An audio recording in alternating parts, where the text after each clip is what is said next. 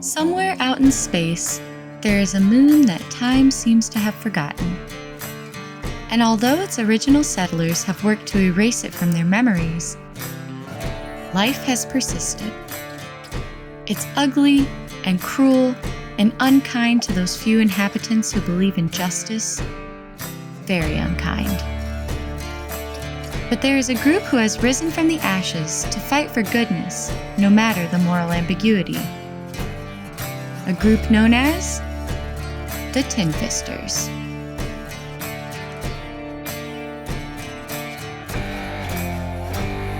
When we last left the Tinfisters, they were struggling while realizing that destroying the Empire truly was the easy part. Rebuilding was expensive. That's why Trevor Phillips was our hashish smuggler. The headquarters in Shem was bustling with life, as well as the occasional unconscious teammate, but mostly life, and advancements in bettering the future of the citizens of Kenshi.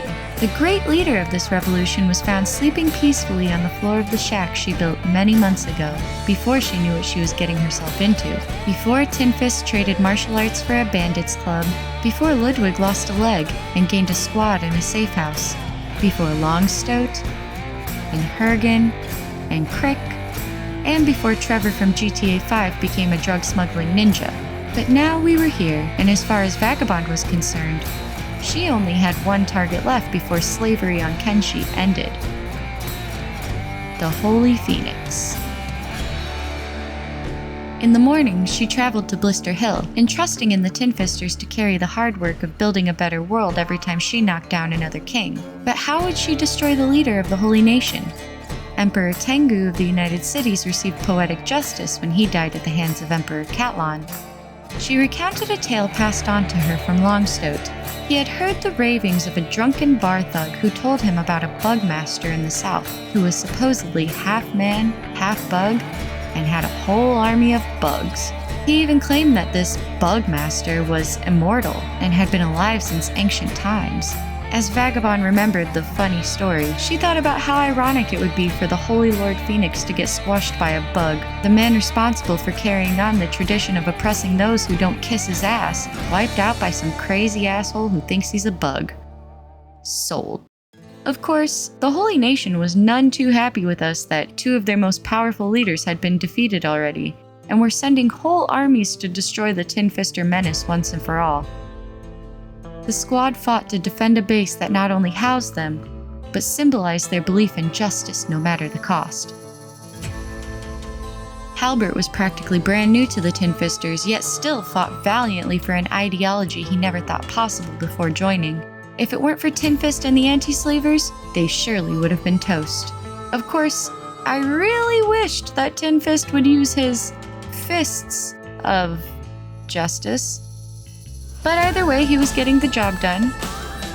We were in the midst of a full-blown war, and the casualties were massive.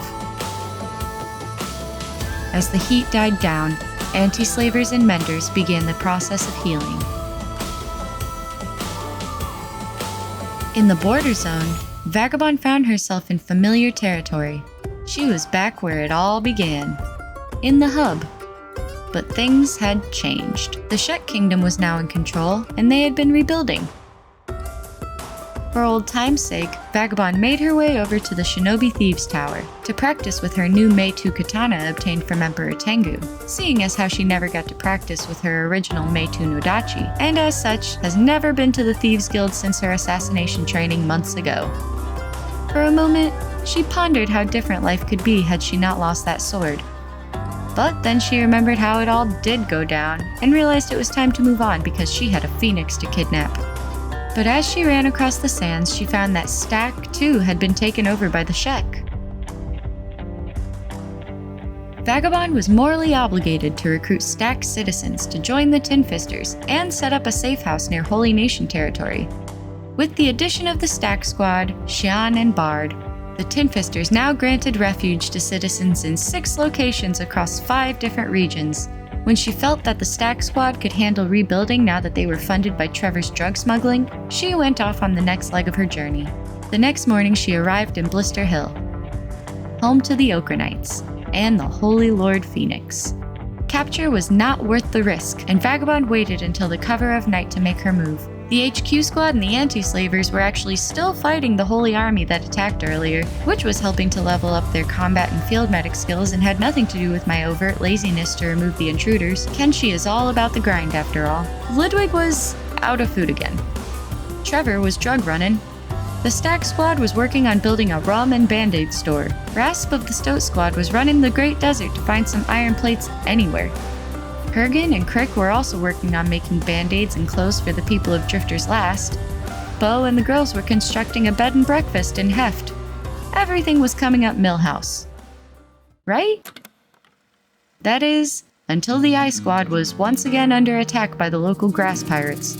Ludwig ran with all his might to try and save the squad, but as he sprinted to try to prevent Sing from dying, he took a bad hit and down he went. Now with no conscious squad members, Zoro was being butchered by the pirates. There was no one awake to save him, and Sing was still on the verge of death. Just like that, Zoro was gone forever. The pirates piled the bodies of the I Squad on top of their beloved bovine bro. When Ludwig awoke, he immediately healed Myeuf, then went in to save Sing's life. He still kept his sick sense of humor, even in their darkest hour.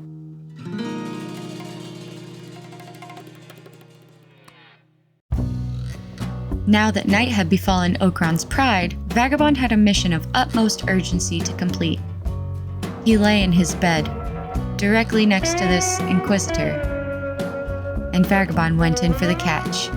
She successfully KO'd him, but not without raising an alarm. She scooped him up out of bed and had to make a quick escape into the night. She was able to flee from Blister Hill with ease due to her very high stealth skill, as well as a bone dog at the gate occupying some of the guards. When she made it a safe distance, she stripped him of his belongings, and they were on their way to meet a very big bug. The I Squad was still dealing with the grass pirate problem, but with the help of some nomads passing through, they were able to rid the safe house of these pests. As Trevor made his newest drop in Trader's Edge, the Tinfisters now had the funds to set up a shop in Shobatai, who had removed the invisible wall. Bo recruited a Scorchlander engineer named Top.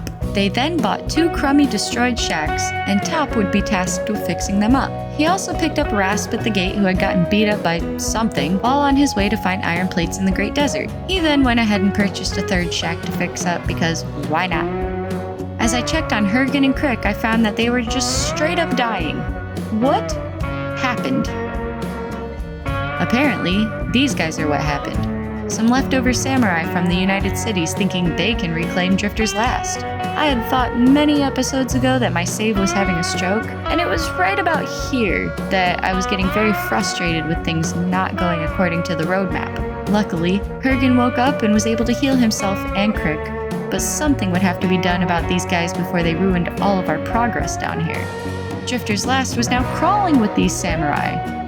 Hergen sneakily headed into the bar to see if our drug money could help get us out of this one. That's when he found a Greenlander named Refla. An extra set of hands for first aid could be helpful. She picked up Crick so the 3 of them could hole up in the food shack, only for a samurai to follow right behind her as she shut the door.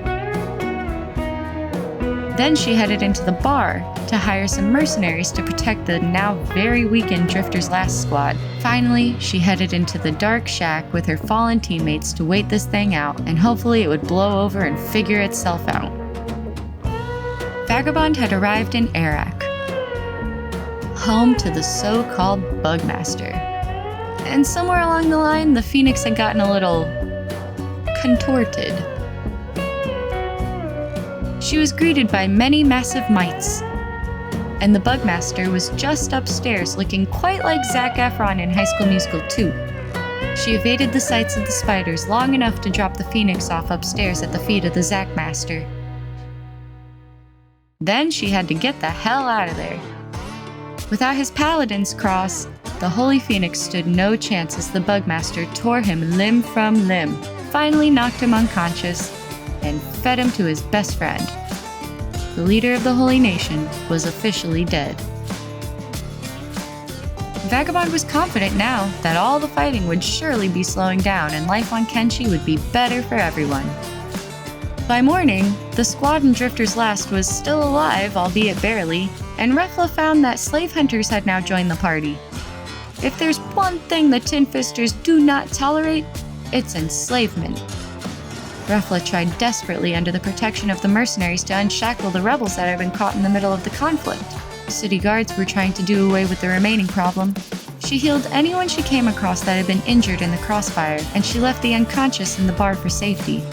There was still fighting in the streets, but Refla stood ready to defend the fallen. I turned my back for a split second to check on the Tinfister HQ, who was still training on the Holy Nation dummies, only for something to have gone down in Drifter's Last again, and now Refla was being attacked by the city guards for some reason. She had apparently been caught committing assault, so if someone can explain that to me, that would be great. I officially had no idea who was on what side at this point, but Refla took one hit and was down, once again leaving all members of the Hook squad unconscious. When she finally awoke, she healed unconscious rebel swordsmen and tried taking out the trash when she picked up a manhunter and brought him into the police station. Well, the police didn't take too kindly to Refla's vigilante work and proceeded to try extorting her, before calling for her arrest once again. This girl could not win for losing. She had been a Tinfister for less than a day and now had a bounty on her head and was wanted by everyone in town. To add to that, Ludwig had grass pirates invading once again. So, since Trevor was close by-ish, I sent him to go help. And who else would he encounter on his trek but Slave Master Reuben? Gosh, we hadn't seen her since she was freed from our prison cages like 6 episodes ago. Her slave camp had been destroyed for so long, but we certainly couldn't let her reconstruct it. I sent Trevor on her tail to go kick her ass. His combat skills were decent enough, but unfortunately, he was just not skilled enough to best Reuben. He fell, and she managed to escape. Again. But Ludwig took care of the grass pirates, so point on the board for the Tinfisters. To top it all off, Vagabond arrived just outside of Bad Teeth to find that it was business as usual, and the Holy Nation Sentinels and Paladins stood at the gate. Not quite what she expected. Something wasn't right here. Shek forces were found patrolling the Fertile Valley. She hurried to see what had become of Blister Hill and was pleased yet confused to see that it had fallen to the Flotsam Ninjas.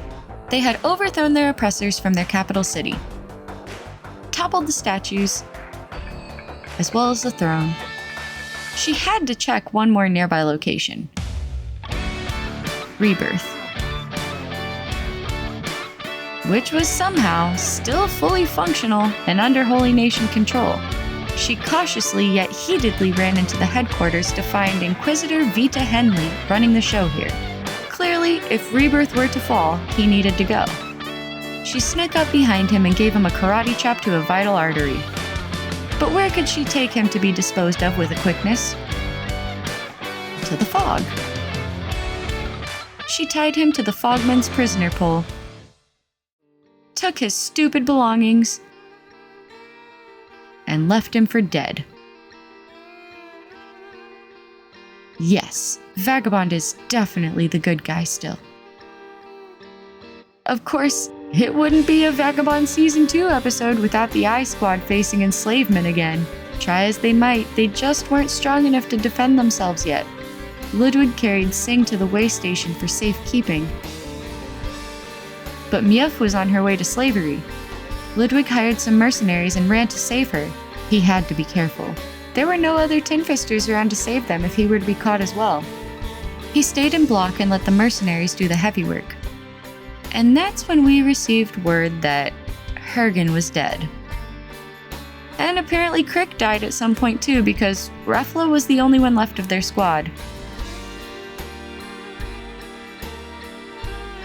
But luckily, because Ludwig had brought mercenaries, they were able to save Myeuf. As he carried her back to safety, he couldn't help but wonder, what were they doing all of this for? At the same time, Vagabond returned to Bad Teeth, still totally okay and under Holy Nation control.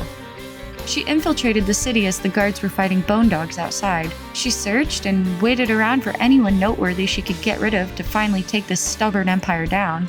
No one in the temple or the barracks.